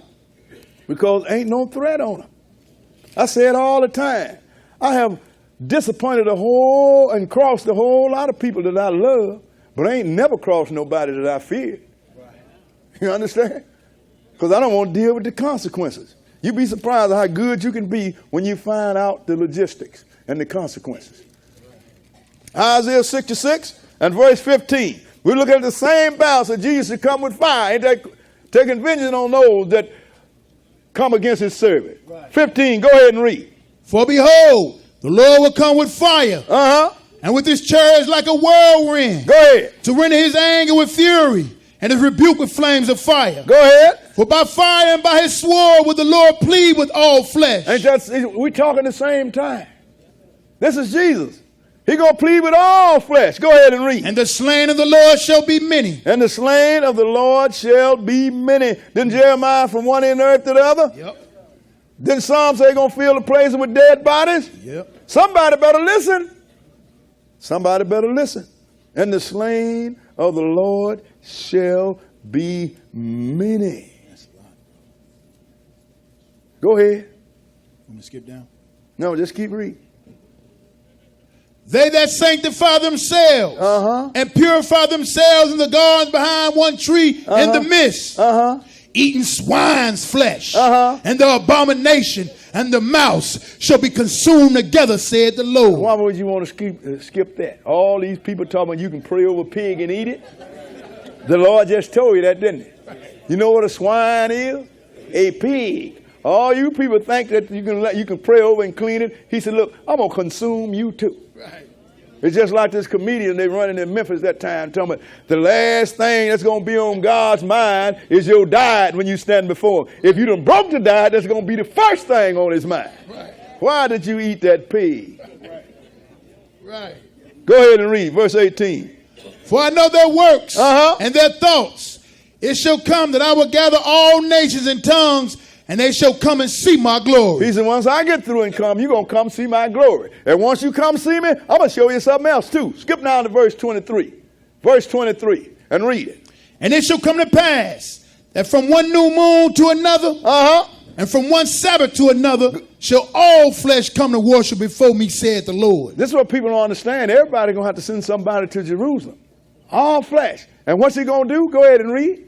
And they shall go forth and look upon the carcasses of the men that have transgressed against me. And they're going to go and look upon the carcass of the men that transgressed against me. Go ahead and read. For their worm shall not die. Neither shall their fire be quenched. Go ahead.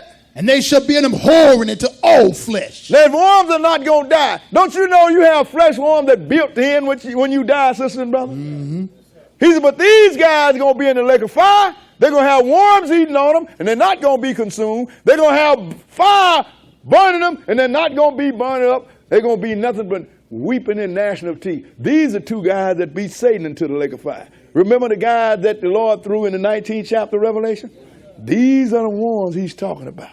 So when you go up to Jerusalem, he said, go over there and look at what's going to happen to you if you don't get your house in order. I'm pretty sure if you got any sense at all, you're going to get your house in order when you look at that. Because he says it's going to be an abhorrent sight, sisters and brothers. Yes, sir. Because the Lord will be here, and the lake of fire is not in the ground. It's going to be a part of the kingdom. Just like you walking over there looking at Lake Michigan. Man. Only thing is they can't get out, and you can't get in. Right. This is what the Lord says he's going to do. Even Enoch, brother, the seven from Adam saw this. But Enoch saw something else, sister and brother. He saw another group of warriors coming to make war with this man. Let's go and look at this. Let's go in the book of Jude, the little book right before Revelation. That's why I said everybody know about this but us. I say it all the time, and people don't like to say it, me to say it, but I say it anyway. This is the dumbest generation that there ever been since there's been man on earth. We just don't know nothing. And we think we got all the sense. Well, you know, we can make a plane, we can make cars, we can create telephones and all this and communicate without even seeing anything, but you can't stop yourself from dying. You can't stop yourself from getting old, and you still have to take a bath or you're going to stink. You got to eat, and you still got to use the washroom. So what do you accomplish that wasn't in the beginning? Sometimes this man gets too big for himself. That's why I look at people that think they're something because they hold an office or hold some big position. You look down on people. Looking down to where? I guarantee you that same ground that guy that ain't got nothing walking on is going to receive you too. You will not escape it. So what's your preeminence? If you're anything at all, you're a servant of God. Jude the 14th verse, because there ain't no chapter. Jude chapter 14. Jude saw this, but he saw another group of warriors. Other than just the angels. Go ahead and read. And Enoch, also the seven from Adam. That's what I meant to say, Enoch. Enoch, also the seven from Adam. Go ahead. Prophesied of these, saying, behold, the Lord cometh with 10,000 of his saints. Now look, this guy walked around with God for 300 years. I guess, boy, they had some big conversation. And the Lord told this guy everything. He said the Lord is coming with 10,000s as plural of his saints. These are not angels. Angels not saints now, sister and brother. No, go ahead and read. To execute judgment upon all. And to convince all that are ungodly among them of all their ungodly deeds which they have ungodly committed. Go ahead. And of all their harsh speeches which ungodly sinners have spoken against him. He going to come with all these saints, and he going to execute all this on all them liars, all them haters of God, all them breakers of his laws, all the wicked according to God's wickedness. He going to come with his saints, and they going to execute great Slaughter on them. We just got through reading that day. Yeah, we did. But where did he get these things? They're not angels. Let's see where he got them from. Let's go into 1 Thessalonians, the 4th chapter. 1 Thessalonians, the 4th chapter. Because I tell people, look, well, you know, Brother Boy, you know, we don't need to read all that harsh. Yeah, you need to read all of this. You need to understand what's going on. Because I'm going to tell you something. I found out early what the Lord means, fear the Lord. People are like, well, you don't love the Lord. I love the Lord. But do you fear him? Right. If you don't fear him, you ain't going to obey him. You'd be surprised. This is the nature of man to rebel. 1 Thessalonians 4 and 14. In fact, man got so rebellious until he thinks it's great pride in being rebellious. Verse 14. 1 Thessalonians 4 and 14. Go ahead. For we believe that Jesus died and rose again. Even so, them also which sleep in Jesus will God bring with them. So the ones that died in him, he's going to bring them too. But go ahead and read. For this we say unto you by the word of the Lord, that we which are alive and remain until the coming of the Lord should not prevent them which are asleep. Go ahead. For the Lord himself shall descend from heaven with a shout, with the voice of the archangel, and with the trump of God. Go ahead. And the dead in Christ shall rise first. You know, that within itself, when you read this here, that kind of like sends a red flag up. If the dead in Christ going to rise first at his coming, then who is this in heaven looking down on you now? You know, you can't be dead and looking down in heaven smiling at the same time. Right. It didn't say in some of the dead, it said be dead, didn't it? Yes, sir. Go ahead and read.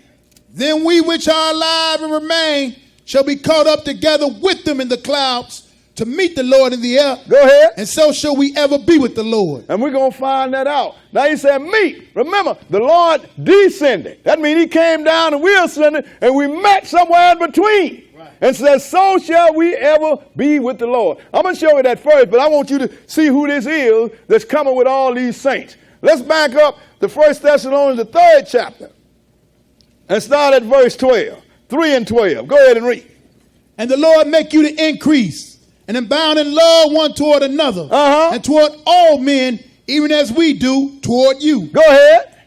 To the end he may establish your hearts unblameable in holiness before God, even our Father, at the coming of our Lord Jesus Christ with all his saints. Okay, now he's going to bring with him. So we know it met him in the air, and we know that these in the resurrection are the saints, ain't they? Yes, sir. Now let's go into Zechariah the 14th chapter and see where they're coming to.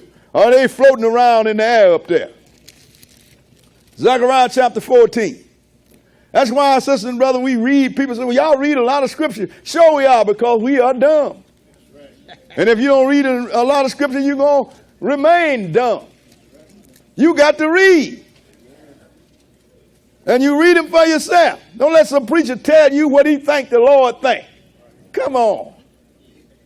If you went in there and you're going to put big money on the table and you got to make a big deal, you ain't going to let no guy stand up there and tell, well, you know, I believe that it's going to work for you. No, you're going to say, show me some proof. Right. You're going to be careful so you won't lose your money. And that ain't nothing comparing to losing your soul for eternity. Zechariah 14 and verse 1. It's always the same. The Lord is coming to do some damage on the day of the Lord. Go ahead and read. Behold, the day of the Lord cometh, and thy spoil shall be divided in the midst of thee. Go ahead. For I will gather all nations against Jerusalem in battle. How many times is the Lord going to say that before you believe that? Go ahead and read. And the city shall be taken, and the houses rifled, and the women ravished. Go ahead. And half of the city shall go forth into captivity, and the residue of the people shall not be cut off from the city. That's why I tell people, oh, brother, you know, it's time for us to go back to the land now. We need to go on back to Jerusalem. I said, not me. Right. It ain't time yet. No, it ain't. I don't want my house shot up. Don't want my wife and my daughters raped. You understand? The Lord going to bring that. Go ahead and read. Then shall the Lord go forth and fight against those nations as when he fought in the day of battle. He come out of heaven. Go ahead and read. And his feet shall stand in that day upon Mount of Olives, which is before Jerusalem on the east. Go ahead. And the Mount of Olives shall cleave in the midst thereof toward the east and toward the west. Go ahead. And there shall be a very great valley. Go ahead. And there shall be a very great valley, and half of the mountain shall remove toward the north, and half of it toward the south. Look, when Jesus' feet hit that Mount of Olives, which was the last place his feet touched before he left, that mountain is going to split in the middle. And his people going to run to him because they will have gone through a time that's called great tribulation. Go ahead and read. Ye shall flee to the valley of the mountains. For the valley of the mountains shall reach into Azel. Go ahead. Yeah. Ye shall flee like as ye fled from before the earthquake in the days of Uzziah, king of Judah. Go ahead. And the Lord my God shall come, and all the saints with thee. And the Lord my God shall come, and all the saints with him. So where did he get these saints from? He got them. They met him in there. Yes, people that was raised in chains. Now you got two sets of people. You got 2/3 of an innumerable amount of angels, and you got a fresh crop of God. See, and people don't understand this. You use the word man, M-A-N, is a singular. But how many individuals does man cover? Same thing with God, uniplural word. Brand new crop of God with all power, and you got 2/3 of the angels with power. We're going to show you before we get out of here a whole lot of power. Now, how is it man expect to win against this?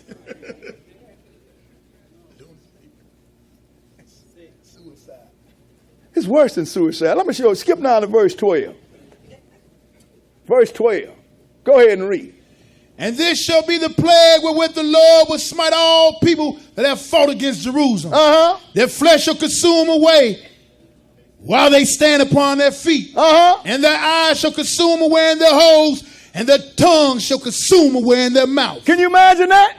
All of a sudden your flesh gone, your eyes gone, your tongue, all flesh and skeleton. In other words, he going to uncreate you. Just by speaking the word. Go ahead and read. And it shall come to pass in that day that a great tumult from the Lord shall be among them. And they shall lay hold every one on the hand of his neighbor. Go ahead. And his hand shall rise up against the hand of his neighbor. And that was the end. And the Lord going to turn and make all of these soldiers, even if they kill all the enemies, then they're going to turn and kill one another. Ain't nobody going to live. I'm going to show you an example of that, sisters and brothers. Because people don't believe God. We're going to show you something before you get out. You believe what you want, but I'm going to put some knowledge on your head. Right. Let's go and look at where it happened. Let's go into 2 Chronicles, the 20th chapter. 2 Chronicles, the 20th chapter. I have a couple more scriptures and a little history I want to read to you. Because we need to read some history. I say it all the time. If God says it's going to happen, and if it happened before I came along, there is some historical recording of it somewhere. 2 Chronicles, the 20th chapter. This is when Ammon and Moab, which are Lot's children, and Seir, which is Edom's children, decided they're going to go down there and knock off Judah. Judah knew they didn't have no strength, so let's see what happened. 20 and 1. Go ahead. 2 Chronicles, 20th chapter, and verse 1. Okay, read it. And it came to pass after this also that the children of Moab and the children of Ammon, and with them other beside the Ammonites, came against Jehoshaphat to battle. Now this Jehoshaphat was a righteous king. This man did everything according to the Lord. But these people, these are three nations coming against him. Go ahead and read.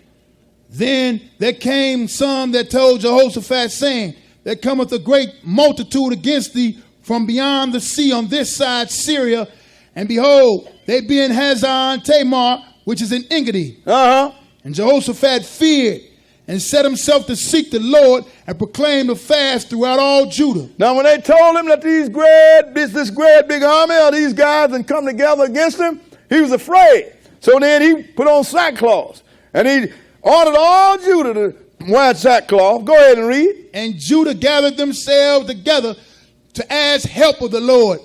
Even out of all the cities of Judah, they came to seek the Lord. So all the cities of Judah, because Judah covered all the area there, all of them came to seek the Lord. Then the Lord sent them a message. Skip down to verse 14. Verse 14 and go ahead. Then upon Josiah, the son of Zechariah, the son of Benani, the son of Jael, the son of Mattaniah, a Levite of the son of Asaph, came the Spirit of the Lord in the midst of the congregation. And he said, hearken ye, all Judah. Now this is he prophesying. He talking to the Jew, all the people. He said, listen now, all you Jerusalem, Judah and Jerusalem. Go ahead and read. And ye inhabitants of Jerusalem, and thou King Jehoshaphat. Go ahead. Thus said the Lord unto you, ye not afraid nor dismayed by reason of this great multitude. He said, I don't want you to be afraid of these people, and I don't want you to be dismayed, even though it's a great multitude. Go ahead and read. For the battle is not yours, but God's. The battle is not yours. This is my battle. Go ahead and read. Go ahead. Tomorrow go ye down against them. Behold, they come up by the cliff of Ziz. Ye shall find them at the end of the brook before the wilderness of Jezreel. Go ahead. Ye shall not need to fight in this battle. Set yourselves, stand ye still, and see the salvation of the Lord with you. He said, look, you don't have to worry about fighting. This is not your battle. All you got to do is go down and be a spectator. Go ahead and read. O Judah and Jerusalem, fear not, nor be dismayed. Tomorrow go out against them, for the Lord will be with you. He's not going down there. And the king told him, look here, I want y'all to sing praises to the Lord. We want to do something. Right. So they sang praises to the Lord. So when they start singing praises, let's show you what happened. Skip down to verse 22. Verse 22. And go ahead. And when they began to sing and to praise, the Lord set ambushes against the children of Ammon, Moab, and Mount Seir, which will come against Judah, and they were smitten. Now, so the Lord ambushed them, and they were smitten. Go ahead and read. For the children of Ammon and Moab stood up against the inhabitants of Mount Seir, utterly to slay and destroy them. And when they had made an end of the inhabitants of Seir, everyone helped to destroy another. Now, these two sons of Lot, Ammon and Moab, they turned on the Edomite, the one that's called himself a Jew. They destroyed him down. I'm talking about that, whoever that group was. Then they turned and destroyed to kill one another. Right. Remember, all these was allies in the beginning. And let's see what happened when Judah got there, when the Jews got there. Go ahead and read. And when Judah came toward the watchtower in the wilderness, they looked into the multitude, and behold, they were dead bodies falling to the earth, and none escaped. How many escaped? That's what's going to happen when the Lord take them down the valley of Jehoshaphat. Yes, sir. He's going to kill them all. He's going to kill them all. This is what people don't understand. They don't know what's going on.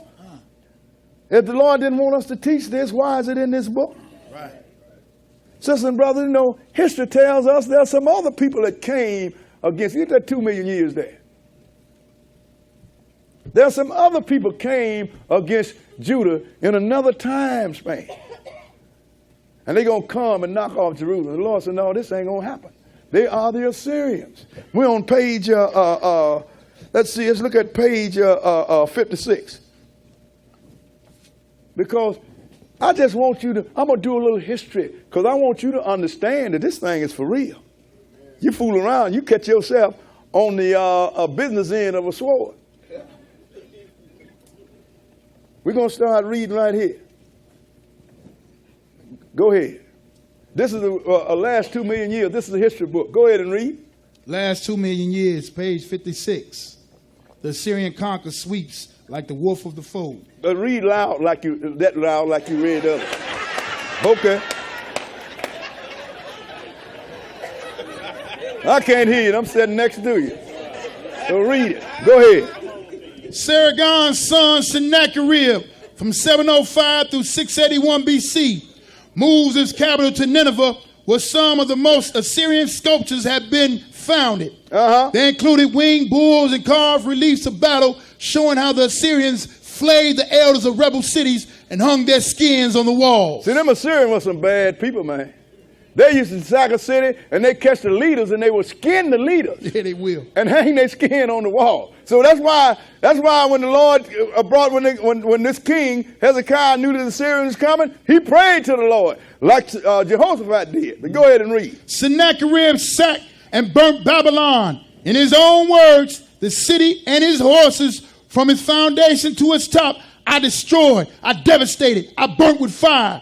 Through the midst of the city, I dug canals. I flooded its site with water, and the very foundation thereof I I destroyed. I mean, Sennacherib meant to destroy Babylon, didn't he? He done burnt the city.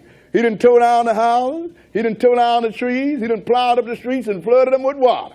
This guy was a fanatic. Go ahead and read. Jerusalem was also besieged in 701 BC, the occasion on which, in the words of Byron's poem, the Assyrians came down like the wolf on the fold.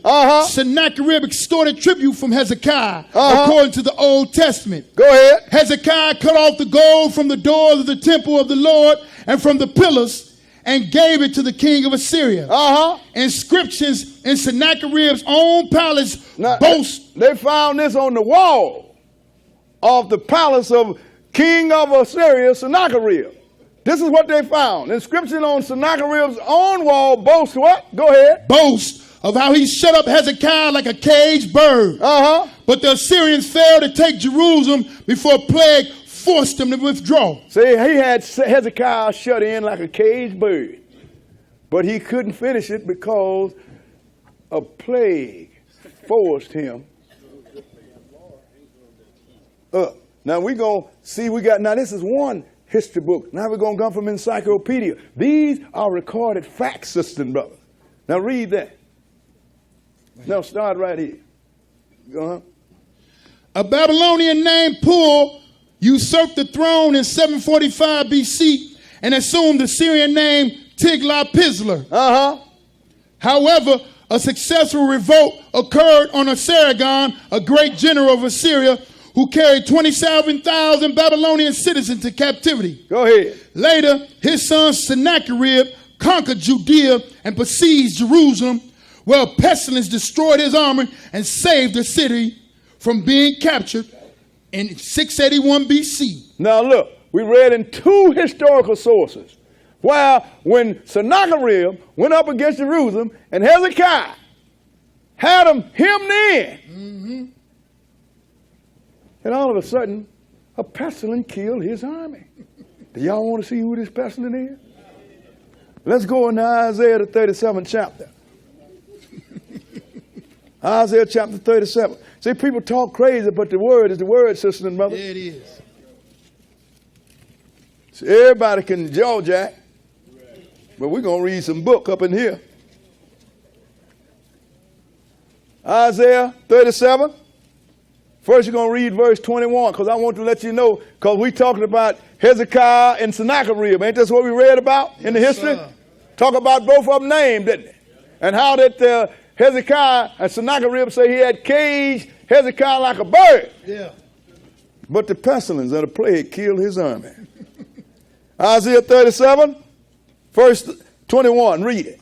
Then Isaiah the son of Amos sent it to Hezekiah, saying, Thus said the Lord of hosts, Go ahead. the God of Israel, whereas thou hast prayed to me against Sennacherib, king of Assyria, this is the word which the Lord has spoken concerning him. He said, now look, because the Syrian has sent his captain up there, blaspheming God, telling, look, your God can't deliver you. Ain't none of these gods that the Syrian king that assaulted delivered him. Right. And this guy knew he couldn't. Yeah. So now, then they wrote him a letter threatening him. So the man, Hezekiah, went and put the letter and spread it before God. And says, the true God, now this guy done knocked off everybody.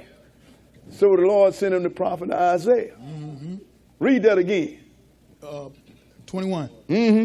Then Isaiah the son of Amos sent it to Hezekiah, saying, Thus said the Lord God of Israel, Go ahead. whereas thou hast prayed to me against Sennacherib, king of Assyria, Go ahead. this is the word which the Lord has spoken concerning him. The virgin, the daughter of Zion, have despised thee and laughed thee to scorn. The daughter of Jerusalem has shaken her head at thee. You're a joke, mister. Yes, sir. Skip down to verse 33 and go ahead.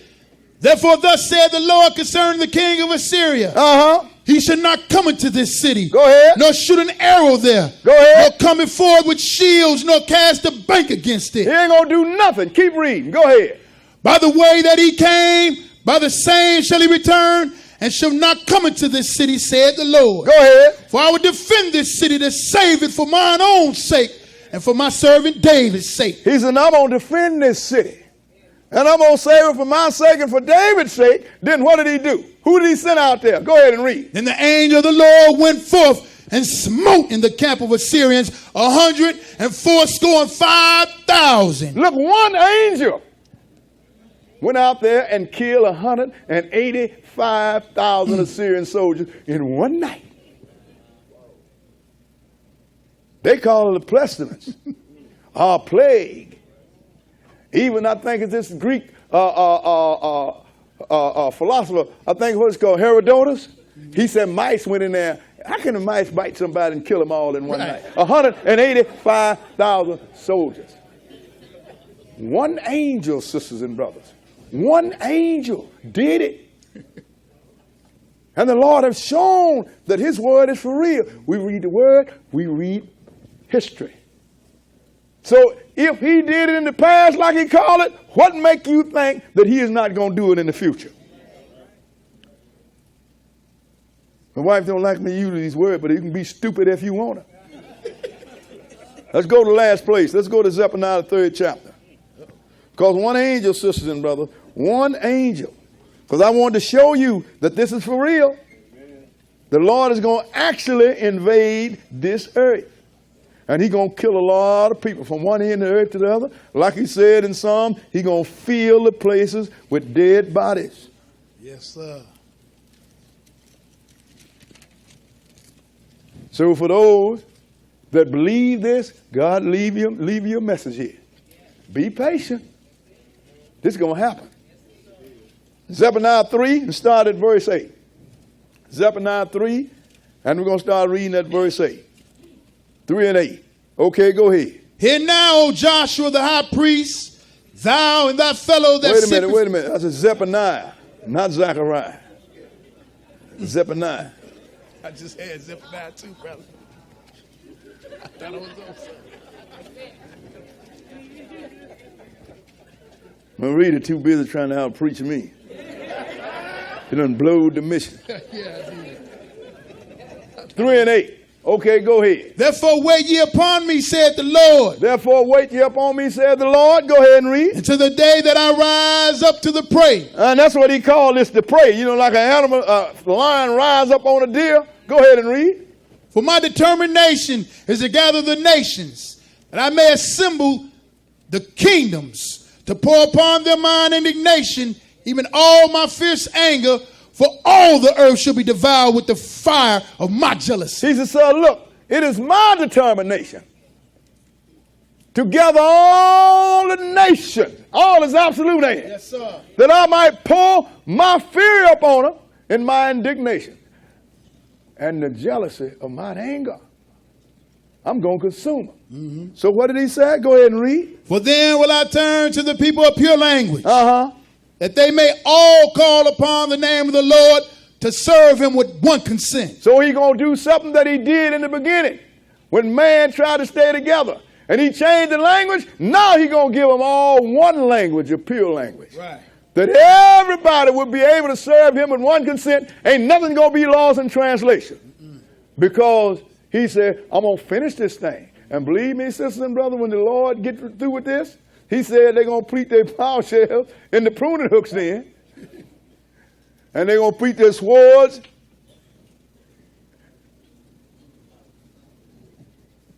And the weapons to do food.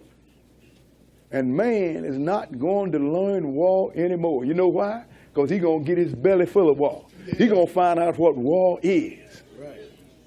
And you know who he's going to get it from? The chief warrior, Jesus Christ. Thank you for your time.